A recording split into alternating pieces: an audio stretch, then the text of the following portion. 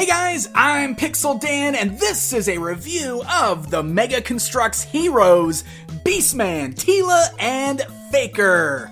That's right, my friends. Masters of the Universe representation in the Mega Construx lineup comes in the form of these little single-carded figures. So the Mega Construx Heroes line actually gives you a full wave filled with characters from all sorts of different properties, and usually there are a couple of Masters of the Universe figures thrown into that wave. Beastman and Teela here both come from Wave 2, and Faker is from the most recent Wave 3. All of these have been on store shelves for a little while, so these are kind of old news. You might already have these at this point, but I finally just acquired all three of them. I figured, hey, I should probably do a video to open these up and show them off. So if you look at the back of the box here, this is what else was in Series 2. Beastman and Teela were the Masters of the Universe figures.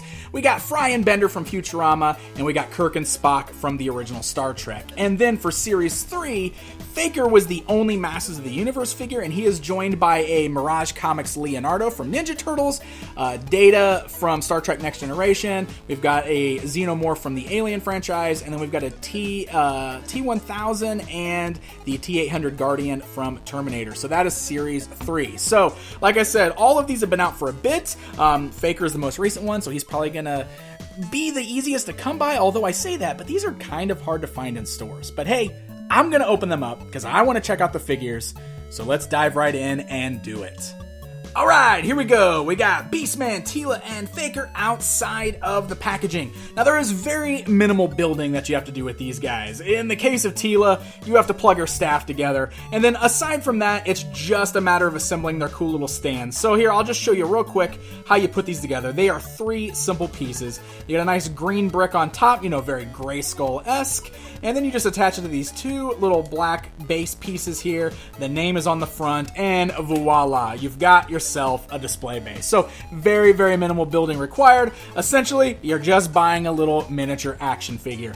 And if you've never had any of the Mega Bloks or Mega Construx figures before, I'm a big fan of their minis. I think their minis are very cool. They're very different than things from other building block sets, such as Lego, because they look more like miniature action figures. If you want to know the scale on these guys, let me bring in the tape measure here so you can see that they are right at 2 inches tall. So these are 2-inch tall minifigures, and they are nicely articulated. You got ball joints there at the head, so look at that. The heads can look left and right and slightly up and down. You got those ball-like hinge joints at the shoulders. You got the same ball-like joints at the elbows, which also can bend and swivel. You can swivel the elbows. You can turn the figures at the waist. You got ball joints at the thighs, so they mostly move forwards and backwards, but you got a little bit of outwards movement as well. And then you get a nice single joint at the knees. So these guys are actually pretty posable. And check out the styling here. I mean, this is a really cool looking little Faker figure. Of course, it does look like it just reuses the He-Man head, but the eyes are painted a nice bright red. He's got the Skeletor armor on, and I love this. Look, the armor is kind of rubbery, and it's soft. You can move it, and they actually put on the cool little control panel on his chest. It's just part of the paint deco there. But man, what a great little detail, because you can't have Faker without that. So he's got an orange version of the Power Sword, but he also comes with an orange version of the Battle Axe, which is pretty cool. That's not something we typically see with Faker, so that's a nice little inclusion there as well. The belt is also, it seems like a separate piece, but it is a harder plastic, unlike the armor there, which is more of that rubbery plastic. And of course, you can stand them on the bases if you want. Just plug them onto the little pegs there, and boom, we got a cool little display base. So here is our Teela.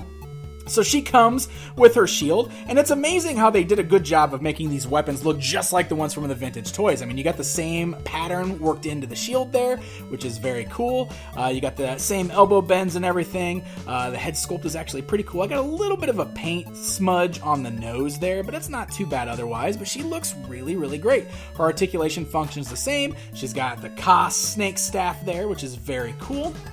And then you can see she's got these little pieces that are clipped onto her biceps there. Those can come off, and it's worth noting that they basically just reuse those same little bracers, which can also be seen on Faker's wrists and on Beastman's wrists. So they're definitely reusing some parts, but hey, it actually works out really well with the overall costume. So very, very cool. There's our Teela. Glad to have some female representation in the line. And then that brings us over to Beastman, who might be my favorite. I mean, this guy is awesome. He's a little bulkier than the rest. You got the fur sculpted onto the lower portion of the legs. Looks like they just reused The thighs, though, of course, from Faker and He-Man and Skeletor, but, unique sculpt on the lower half, which is furry. Same with the arms. The lower portion of the arms is furry. He's wearing the armor there. This is actually a harder plastic. You can see the heads just pop right off the little ball joint, so you can remove that if you want to. He just has the standard torso underneath that, but this armor does a good job of covering it all up, and it looks really, really nice. We get just go and pop his head right back on that ball joint. Boom. And, of course, we've got his signature whip. This is made of that kind of softer, rubbery plastic, just like the armor that Faker is wearing there. So that's good because it flexes around and it bends really well. And overall, just very cool. You can see that the spikes are clipped onto the arms, which are very cool. And he's got those same little wrist bracers that are seen on Faker and on Teela's biceps. So all in all, it's a really great little batch of minifigures. If you're a fan of minifigures, I think that you will really love these, especially if you're a Masters of the Universe fan. And I just love what they're doing. This will perfectly match up with the He-Man and Skeletor from Series 1. I have no idea where mine are, otherwise I would have them in this video for a comparison, so I do apologize for that.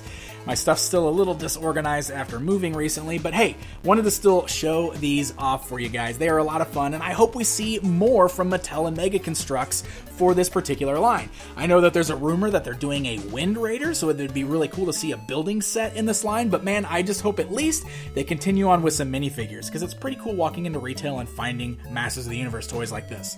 So it was a good place to find these at Toys R Us, but unfortunately with Toys R Us gone in the US, it looks like Walmart is going to be your best bet for finding these. So happy hunting, my friends. Hey guys, thank you so much for joining me for this video. If you enjoyed it, hit that like button, leave me a comment and let me know what you think, and don't forget to subscribe for more Masters of the Universe toy videos. Until next time, my friends.